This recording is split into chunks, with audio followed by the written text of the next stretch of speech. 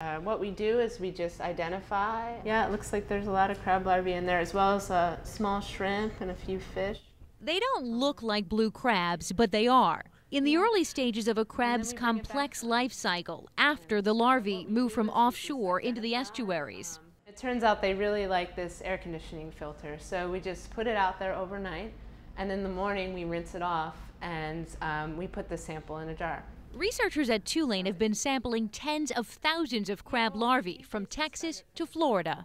The weird thing we've been seeing is that there's these little orange blobs inside the crab's bodies. Orange droplets that appear to be lodged between the larvae's outer shell and its inner skin. I've been working with blue crabs for 42 years, and this is the first time that I have ever seen this. Harriet Perry with the University of Southern Mississippi says the larvae could have picked up oil and/or dispersants offshore. What's scary, they're showing up at a sample site in Galveston, and the oil hasn't even hit Texas. In fact, 80% of the samples look like this. Tulane researchers have taken samples of the oil from Grand Island. They are running tests here in the lab to see if compounds from the oil, which has a sort of chemical fingerprint, matches the compounds in the blue crab larvae. If there's a match, they say it's likely oil from the Deepwater Horizon spill. It's a way for the oil to be passed up through the food chain.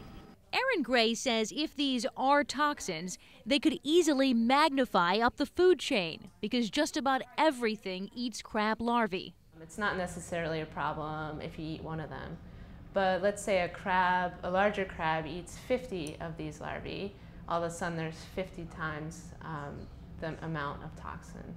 Let's say that crab gets eaten by a fish that also eats 50 other crabs, and so then you have 50 times 50. Besides watching for oil in the food chain, researchers are keeping an eye out on the amount of blue crab larvae returning to the estuaries to become crabs in the months ahead. We could see the blue crab availability throughout the U.S. be really harmed. There's a fear the larvae could die, and an area known to be the largest exporter in the U.S. could see major changes.